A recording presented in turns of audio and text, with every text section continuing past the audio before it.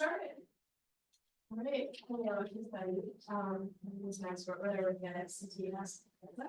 I also taught graphic design here for a semester. And today I'm going to be talking about utilizing Express. So first of all, what is Adobe Express? So if you aren't familiar with Adobe, they are a company that has a lot of apps that you can use to design things for graphic design. As well, like motion graphics, apps, and things like that. And so basically, Adobe Express is a free web-based design tool that you can use. It's free to faculty, staff, and students. And because it's web-based, it saves automatically, unlike some of the other Adobe apps. You don't have to download anything either. It is less complicated, I would say, than a lot of the other Adobe apps like InDesign, but that makes it great for non-designers. So it's really quick and easy to use, and it makes your work look much fun. And with it, you have access to templates, stock images, icons, fonts. And then another really cool thing about it is that you can collaborate on it. So it's kind of like Google Docs, like Google Slides, where you can just copy the file or copy the link of the file, and then you can just send the link to anybody, give them editing privileges, and they can work on it. So it's quite easy to use and you can collaborate. So getting started, all you have to do is just go to express.adobe.com, and there'll probably be like there's a sign in button, probably in the right hand corner. Just sign in. You're gonna want to sign in with your SUNY Oswego credentials, your email address, password, and it may prompt your two-factor authentication. So that's what it's code. You have to put it in. This is what the sign. So what can you use Adobe Express for? So you can use it for personal things. You can use it for professional things. It's really, like I said, it's really simple to use. There's a ton of things that you can do on it that you probably wouldn't even think of. So for example, you can make flyers on there for promoting events. You can create templates for student presentations or digital projects. So say you want students to do a project a certain way, you can create a template and then share it with them, and then that's how they would use it. You can create LinkedIn cover images, brochures, certificates, reports, infographics for certain course materials. So there's like a complicated topic that you want to talk about, you may think about making it into an infographic. You can also make online portfolios on there, logos, and announcements, reminders, and a lot of different. So you might be asking why I want to use Adobe Express, because it is a little bit extra work, but it's not really complicated, and it also makes the whatever you are designing more engaging, the information that you're trying to communicate. So obviously here we have a poster with just words on it, and then we have the same words but in a designed poster. So obviously this one looks better. This is the one that's going to catch people's eye. It can also improve clarity of information. So like I said, if you have a complicated topic, it can help you break down complex information and helping your audience to understand the information by kind of just giving it like quick glance. And it also increases the readability of the information. Again, as I said before, it makes content look more professional. And then also a great thing about Adobe Express is that you have access to licensed stock photos, fonts, and backgrounds, so you don't have to worry about any copywriting issues. I know that when I was making presentations, even as a student, I was always worried about using images off the internet because I would have to link them, and I didn't know if I was actually able to use them. So it's really nice that you can do that. I actually made this presentation on Express, so this is just kind of like a showing you how it works as well. All right, and then I just kind of wanted to go over, so I do have a background in graphic design, so I wanted to kind of go over some of the fundamentals of design, just to keep in mind before I just make this. So this is a poster I made by worked for Oswego. But basically, when you're creating something, you want to make sure that there's good color contrast, so that it's able to be read easily. Obviously, the best contrast is black on white or black with white text down here. So you want to make sure that that's a thing, that you make sure that color contrast is good, and then also using high quality photos and graphics, because it doesn't look good if the photo is blurry or pixelated, and also the viewer really won't be able to see what it is. Also, when you're designing, simple is better usually. You don't want a bunch of stuff on the page because then it just becomes cluttered and it's not like the viewers don't like know where to look. And that brings me to hierarchy. When you're designing, you want to make sure that what you want the audience to see first is either like bolded or in the middle of the page, kind of like here where I have the redundance. You're gonna want to bring attention to that. And then using negative space, we're keep it simple. That's negative space here. And then for typography, you're gonna want to make sure that you don't use too many fonts, because then it can get overwhelming and just kind of look messy. So kind of what I keep in mind, like for this post, for example, I only use one font, or actually I use 2 fonts. But it's better just use 2 or 3. You don't want to get too complicated with that. And also paying attention to line length, spacing between the letters, spacing between the sentences, the line, and also making sure to use typography that's most likely don't really want to use the cursive font because those can be harder to read.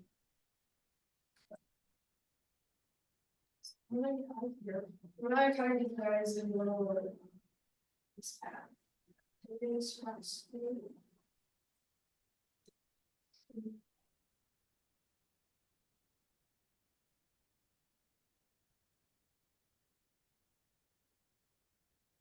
So just kind of want to go over this quickly. So this is Adobe Express. This is I'm in a file right now, and over here is the menu. So you have all these options to go over. So you have a bunch of templates here. You can search for your templates. You can actually AI generate a template. They show popular templates. Anything you can think of. I found this template over here. So this is the undesigned template that I found. Go over. Changed it into this. So yes, there's many templates you can use, right? Graphics, things like that. So first we have, this is going to be the layers panel. So this is where you highlight it and select it.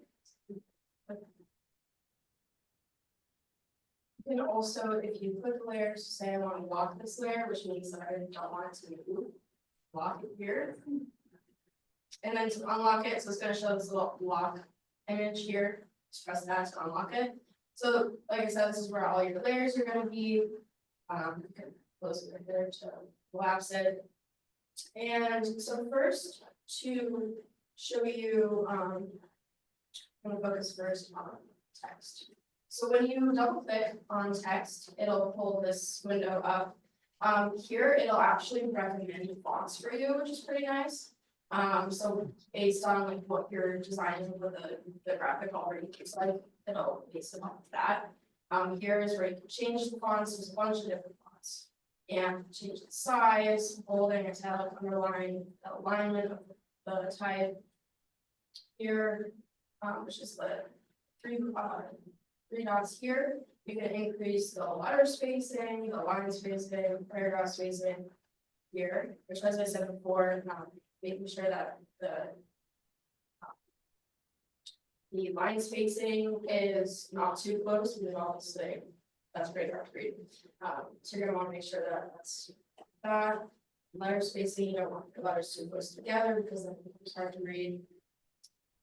And then it's also when you're not selected, you can down here to change bold, bold that. And there's also options for text to the text.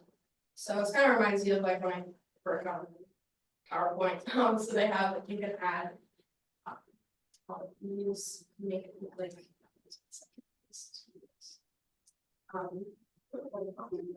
sometimes it takes a little bit for some of these things. all these and shape around the text. That's pretty easy, so you don't have to put a shape behind it, it just does it for you. And then you can also animate the text. So we have all these options for animating. That's especially helpful for presentations. Going through the colors, just like I said, highlight text again. So it will also recommend the color palette based on what the color of the text already is. You can create themes in the library. You can also do custom color. You can use this here to change it so that it's the eyedropper tool, so now look at this color, which so yeah, that's pretty much like simple text. And then also, so say I don't want this. Say I want to insert an icon block. You go to elements. You can just search for block. And it will pull out photos like stock or clip art of a block, or it can be backgrounds or even icons. And what I like about this is for the icons, you can just drag them in, select them, and then you can make them whatever you want. So you have access to all of that. If you wanted to add a photo, you would just go to media here. They have a bunch of stock photos, like I said, that are copyright free. They also have videos that you can insert, audio. So there's a lot of options for this. You can do charts and grids. They already have charts and tables made for you. You can also do a photo grid, which is really great. And then they also have, they added AI onto this as well, so you can generate an image right in here. You can add text effects to your words, and they also images and you can also generate images. So that's basically just a simple rundown of Adobe Express. I'll show you a few add-ons as well.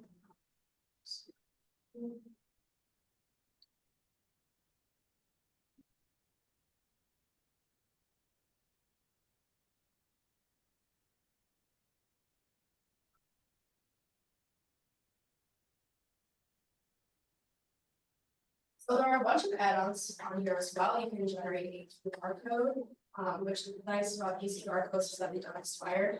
You can resize images. And there's also a file converter, prompt sharing photo or videos. You can add captions to videos, which helps with accessibility. Like I showed, you can add generate photos, presentations, docs, etc. And then there's also a color blindness simulator, which is I'll show you this now.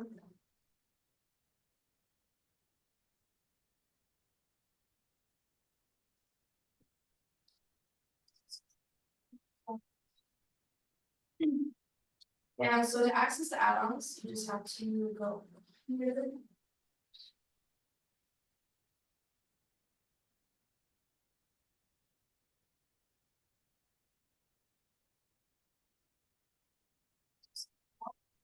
Here. So this is the QR code. If you want to, I already have added these add-ons, but if you want to add them, just add this add and then show open. So I'm going to show you guys the color lines. So it'll show your graphic here, and just the slide this over.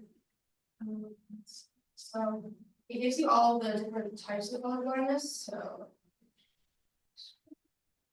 So this is what it will look like to person that is colorblind, so that you can see what they will be seeing, which is pretty cool. So that you can know like the color contrast is good. So that's a pretty cool add-on.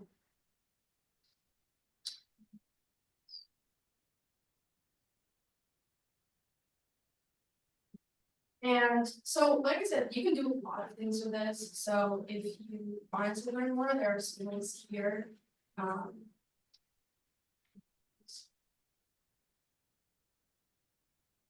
So it shows you things like pairing fonts, and they're not that long. I know some LinkedIn learning videos are 2 hours long. So these are pretty short, and And they show you all the different things like making your own template, how to share clips and scenes and videos. All that stuff you want to check out more. Adobe has a lot of great resources.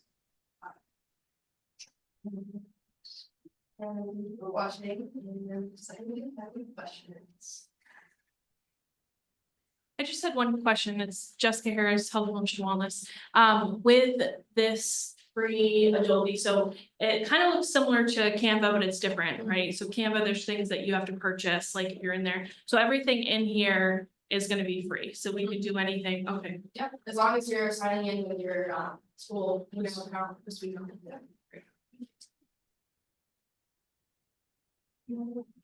When we sign in using our school account, does that mean we are required to make sure that we are only using this for material that will be used for work, school, or other campus purposes, nothing personal? I'm not really sure about that. I mean, I don't see why you wouldn't be able to use it for personal, because even if you were logging in with a personal account, it is still free. So I think there are some, if you're logging in with your personal account, there are some features that you wouldn't have to pay for, that you wouldn't have access to. So if you wanted to, you could make a personal account, but with the school account, you do have access to those.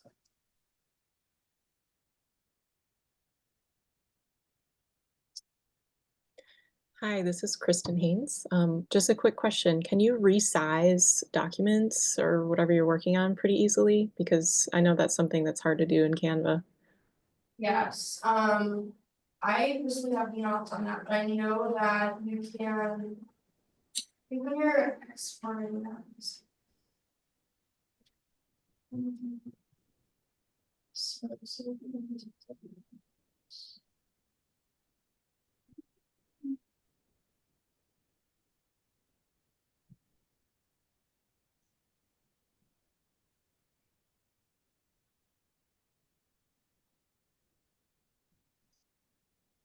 I don't do it, I just don't know where it is, I would have to look it up, I'm sure there's probably a tutorial on it somewhere, Sure. Oh, yes, here we go. Oh, great. There we go, that was easy. So yes, so it has, you can do custom, or you can just do a template, so with flyers, to thumbnails. Those are just basic ones.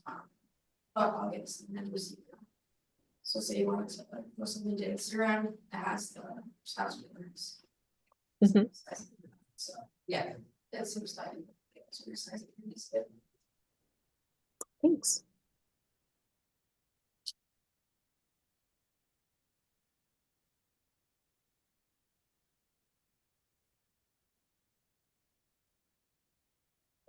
Guys.